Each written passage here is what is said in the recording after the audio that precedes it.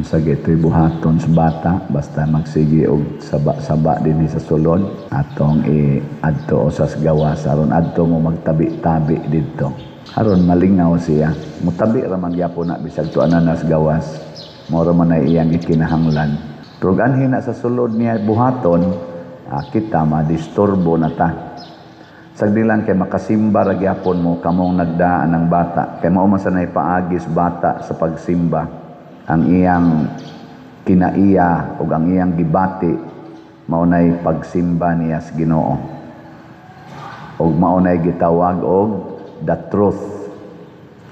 Ang bata nakasintro gina sa truth. Dili na pwede natong supakon. No? Lingay mong tupad ingna nakasintro kas kamatuoran. Ingna nakasintro bakas kamatuoran o nakasintro lang kas imong gusto. Lahi ra ba na nakasintro kas imong gusto, usahay dili man na mao ang tinuod, pero imo lang nang gusto. Lahi sa nang makasintro kas kamatuoran. Mao bitaw diri sa atong ebanghelyo, ang gitudlo ni Hesus mao ang pagampo kining gitawag natog amahan namo, our Father. Ug ang iyang gisintro nga iyang paripit sa ebanghelyo kining pagpasaylo sa nakasala nato.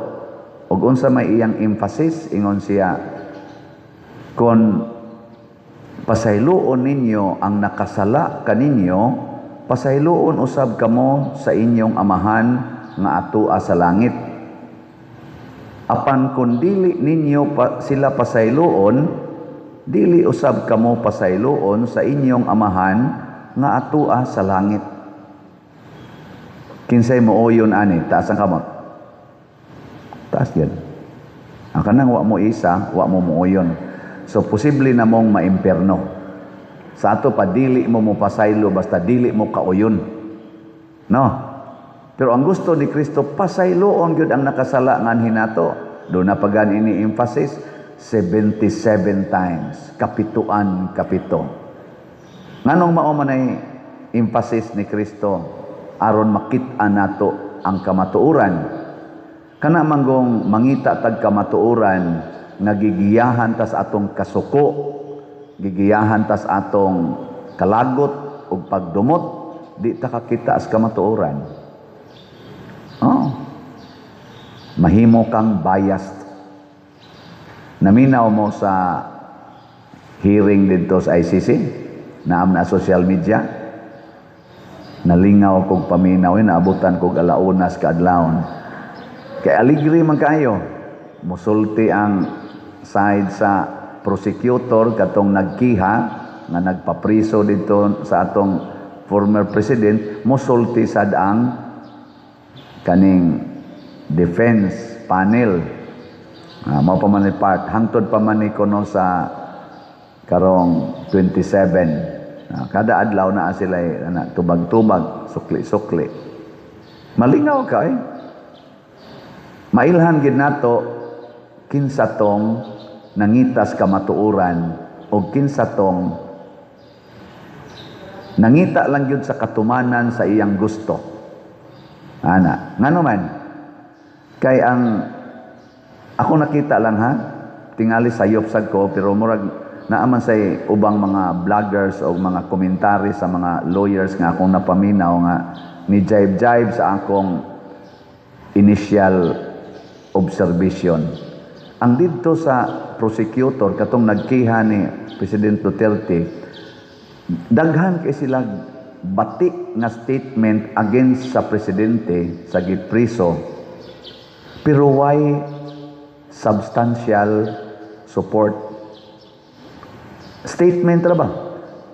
Iyang gihimo ang systematic nga pagpatay og nahimo na ning culture of killings aron mapatuman ang iyang gusto gasugod ni Davao hangtod sa tibuok Pilipinas.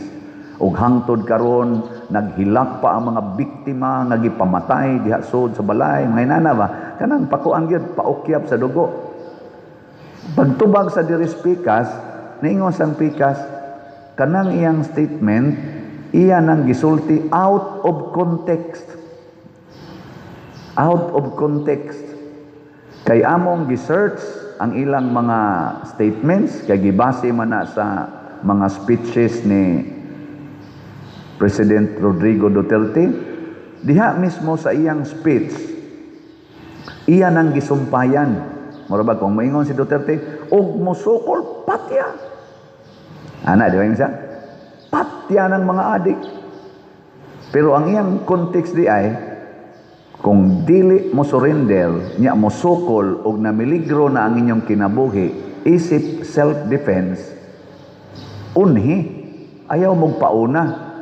Kay purting gastos gobyerno ninyo para mahuman mo sa inyong pagkapulis, unya patyon lamuan ang adik, unhi na lang. Unya, buhata na ninyo, in the line of your duty, doon na mo'y total support gikan ako. Ako'y mudupan ninyo, di mo kasuhan, dili sad mo mapriso. Basta inyong gibuhat ang inyong duty. Yan na pag isa isumpay. Pero mag-abusar gani mo, doon nag-impernong mahitabo sa inyong kinabuhi. Kay, og inyong abusahan kining akong sugo, pasabot, mupatay ka nga, imo na lang yung gituyo, mas grabe pang imong silot sa kriminal nga imong gigukod. Gisulti na sa iyang speech, pero dili na kuhaon, matod pa sa pruiba diri ni Kochman, dili tiwason og kuha sa mga prosecutor. Kadto ra yung giingon nga, patya og musukol. Nga namang ingon ana man. Kay ang prosecutor, ang ila ra yung gusto nga malata si President Duterte sa prisuhan. Kana ilang objective, dili ka matuoran. Ang ilang objective nga malata lang yung kadias prisuhan. Kaya di ko kadawat nimo. Yan, niingon dayon sila, kung dili ni ninyo siya, kay karon ko ang paman, confirmation of charges, pasabot, dawaton ba ang kaso o dili?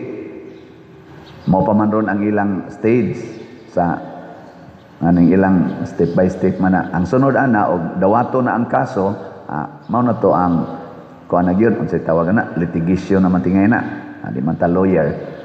Niingon sila didto sa ilang speech ang prosecutor, kung dili gani ninyo tagaag higayon nga mahiring gining kasuha, inyo ning dili ninyo i-confirm ang charges. Ingon ana pagkasulti tingali. Dili ninyo i-confirm ang charges, maglakaw ni nga malipayon ug magpadayon ang iyang virus, ang virus ni Mr. Duterte nga naka-influensya na og millions of Filipinos kaning virus of impunity. Kana bang magsalig na lang nga dili ko mapreso bisag mo patay kog tao, mo nang kuno nga virus. And there are millions of clowns, Duterte clowns sa Pilipinas. So ang tanan nga ni pabor kuno ni President Duterte, mga clown sa Duterte, mga bloodthirsty people nga nangandoy ra gyung mopatay. Muna ilang accusation. Muna ipadayon gining hearing, prisuha gini siya aron di na manakod ang iyang virus.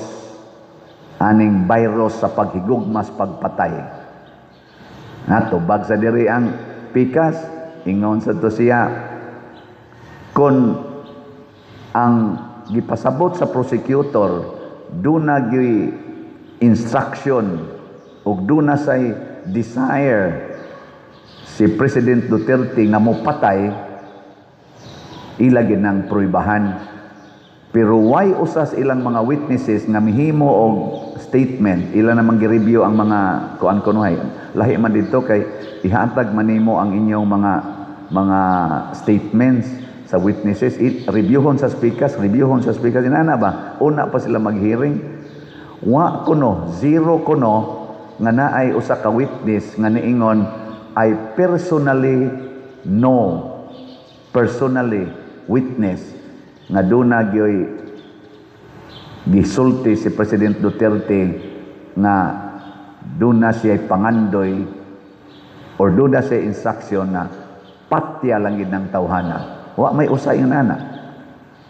Ang giingon kasagaran gyud didto nga ilang observation nga gisulti niya nga patya, pero wa siya instruction nga patya na ninyo. Na karon ila dayong tagaag solusyon nga ang gisulti ni President Duterte war on drugs, unya kinahanglan nga kanini ang sumpuon ang drugas aron dili na mukuyanap ang kining mga gitawag na to criminality sa atong nasod nga mausay ni hatag og dakong problema sa laing mga nasod, labi na sa Latin America ug uban pang mga lugar. Sumpuon gyud ang drugas. Unya ang iyang prueba nga si President Duterte nagsulti ani para sa mga Pilipinos, iya dayong gisite sa Diris Prosecutor na ang Davao killing field na siya sa mga criminals.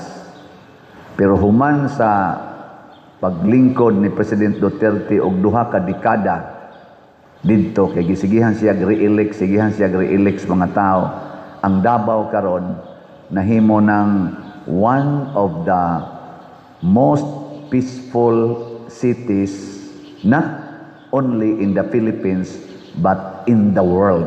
Recognize siya, equivalent siya sa mga Singapore, Japan, equivalent siya diha ang Davao. Unya kun ang gi-spread ni Duterte ang virus pas killings, hangtod karon gasige pa untag pinatyanay sa Davao. Hangtod karon gasige pa untag pinatyanay. Di ba? Unya pagkalingkod sa niya din hinato sa atong nasod, matod pa atong Kaufman, nagpadayon ang iyang pagpakigubat sa drugas aron mapanalipdan ang kinabuhi sa katawhan nga Pilipinos. Ug tungod ana, wa gyud mawagtang ang gugma sa mga Pilipinos. Majority sa mga Pilipinos nagtawag gid niya og tatay. Ana, ug unsa may prueba? Matod pa niya ni Kaufman, ang rating ni President Duterte way os gikas paglingkod hangtod pag retire. Pero kining nag-accuse niya, iyang gisite si Bongbong Marcos o si Remulla, kay mo may gisite sa defense, katong prosecutor, pulos way klaro ang ilang inistoryahan. Iyas ang gisite dito nga si President Bongbong Marcos naagid say official statement nga gipirmahan o gianunsyo sa tibuok Pilipinas nga dili gid ta mo cooperate, dili siya mo cooperate sa ICC nga modakop ni President Duterte. Di siya mo cooperate. Pero ang resulta ni cooperate.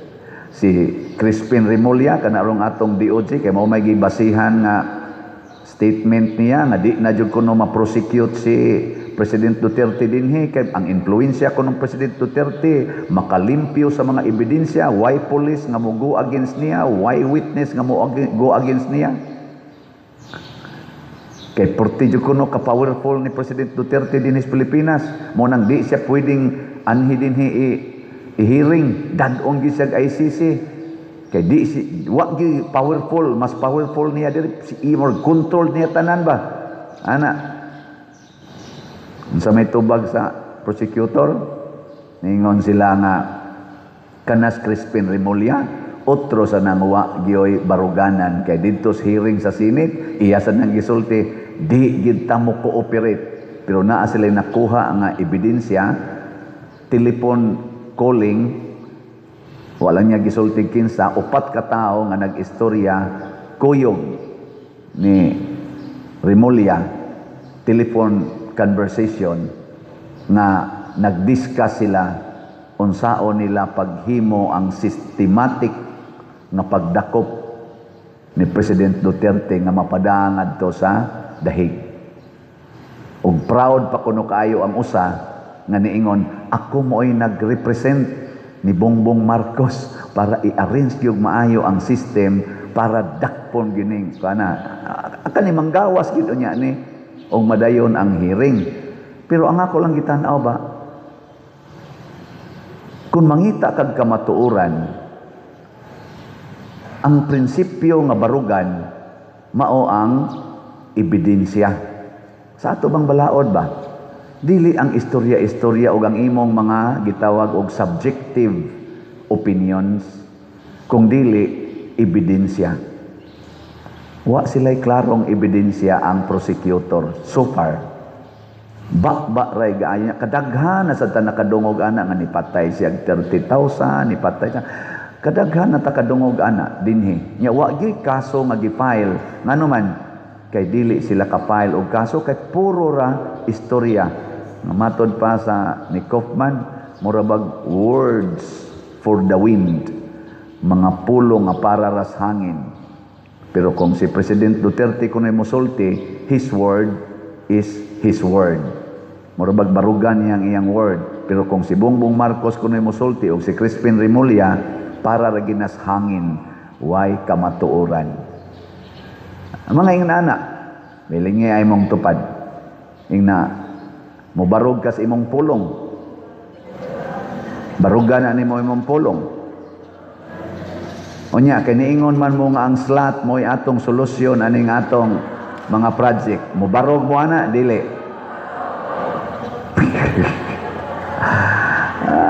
Bantay mo ha. Barugan na gini atong pulong. Kay, nito o man ta na ang slot. Pahatag ng slot. Mo na ang pulong nga barugan, mao nay gitawag og kamatuoran. Pero sa akong pagpamalandong aning atong ebanghelyo, connection sa first reading, niingon there is first reading, ang akong pulong nga mugawas akong baba, niingon ang Ginoo, dili mo balik nako nga dili motuman sa iyang tumong og tuyo. Mura kunog uwan ba nga inig uwan, di gina mo balik ngadto sa langit nga dili mo basa sa yuta. Kay ang purpose sa uwan, aron man tagaag tubig ang yuta. Hatag ginagtubig. Ang pulong sa Ginoo, kamatuoran. Muna iyag yung ipalutaw ang kamatuoran. Muna diri sa atong tubag sa Salmo, sa atong tubag,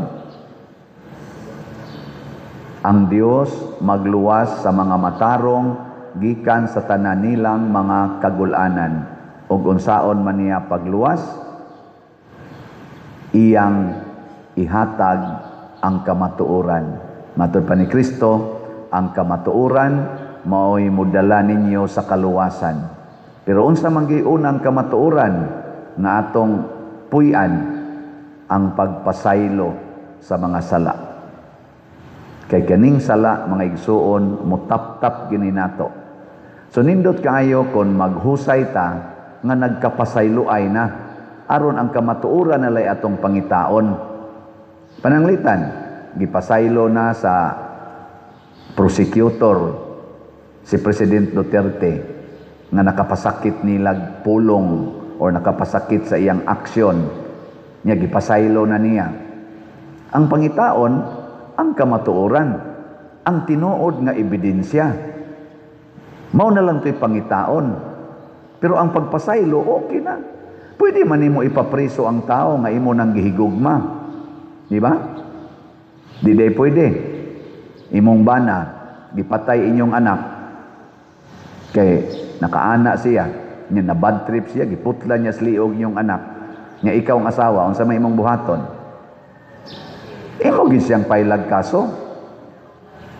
Pero pasaylua usa siya. Nganong imo man pasayloon? Kay nadrugas man. Mo tong nakasa. Nakaron, yan okay kang musulti nga, pwede ragid siyang presohon. Nga naman, nakasama man. Pero wa man say problema og presohon siya, kay di man mohunong ang imong paghigugma niya. Isip bana. Mao na pasabot ni Kristo. Ang Ginoo mga igsuon, mutugot nga maadto tas impierno. Kay nakasama man ta. Pero ang iyang gugma, dili mohunong sa paghigugma nato bisag tuan na tas impierno. Di man siya mausab. Kana bang paghigugma ba? Isip imong igsuon, i-maintain gid na kay mao ginay basic truth nga managsuon ta.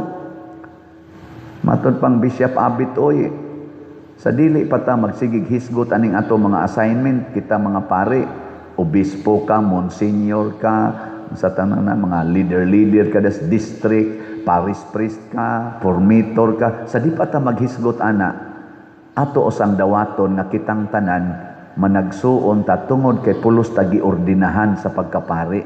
Ang atong ordinasyon sa pagkapari maoy nakapahimo natong managsuon. Sa di pa ta maglalis diri sa babaw karing unsay mga posisyon nato, unsay nabuhat nato, i-establish usa nga miila ko nimo nga igsuon ti ka kay pari ka. Di ba? Ilingay mong tupad ingna pulos ta binunyagan. Sa wap ka musimba dinhi, wap ka mahimong pipisi, wap ka mahimong liktor, wap ka mahimong choir or singer, wa sa ko mahimong pari, pulos tagibunyagan o wap anang bunyag waon ta taron dinhi. O anha ta diha magsugod. Anha ta mo balik.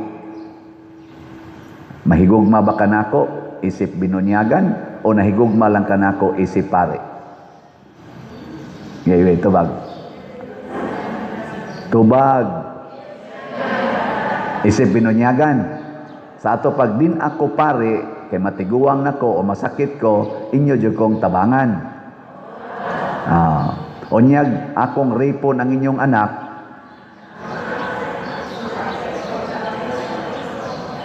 inyo gyapon kong tabangan. Dito sod sa prisuhan. Nya di gid mo masuko nako, inyo ra kong pasayloon. Kay binunyagan man ta. No? Awa naman ubag ang mga kanahan.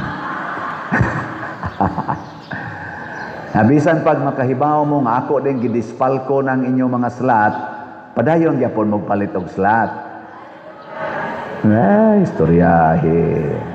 Pero congratulations kung tinuod na kay ako maging sino ka man mamahalin kita. Na-statement si President Duterte nga touching kayo, ingon siya, dili ko, muwib ko sa akong right sa pagtambong sa confirmation of charges sa ICC. Una, tungod kay di jud ko mudawat nga dunay jurisdiction ang ICC sa akong pagkatao.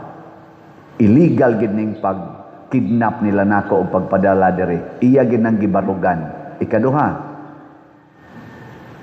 dili muhangyo ko nga respetuhon ang akong kalinaw diri sod sa silda nga ilang gibutangan nako. Malinawon siya. To ako no sa silda. Iya na nang gidawat. Unya ningon siya, guwang nako, luya nako, masakito nako, ako na sang gidawat ang kamatuoran nga anytime mamatay ko dinhi aning lugara nga ilang gibutangan nako. Para sa mga tao nga nangandoy nga mahitabo ni nako, pasabot nga mamatay siya didto, hinumdumi ninyo nga ang akong kasing-kasing o ang akong kalag kanunay giyong naas Pilipinas. Mamatay man ko niining maong sitwasyon, padayon kong nahigugma sa Pilipinas. Ana siya. Pasabot, kung muhisgot siya Pilipinas, apil ang mga kontra niya. Tibuok yung Pilipinas ang iyang gimahal. Dili lang para sa iyang kaugalingon. Nga na ni comment nga attorney, tanawa ragod ang statement ni President Duterte, wa siya mangayog tabang, wa siya mangayog support, wa gani siya moingos mga Pilipino, alsa na mo, pagrally na mo para maluwas ko diri. Wa, iya rag yung giangkon ang tanan hangtod sa kamatayon. Pero iyang assurance, nahigugma gyud ko ninyo, nahigugma ko sa Pilipinas. Ang akong kasing-kasing og kalag, ang akong lawas madugta man pero ang akong kasing-kasing og kalag naagi diha sa Pilipinas. Kanunay kong nahigugma sa Pilipinas. Oh, nindot kahit paminahon. Ingna ko no, kanunay jud kong mahigugma sa atong parokya. Ingna ko no. Ingna mahurot maning akong kwarta og palit og slot. Ako gining gamiton para sa parokya. Nindot ano? Ato lang na sunod-sunuron siya.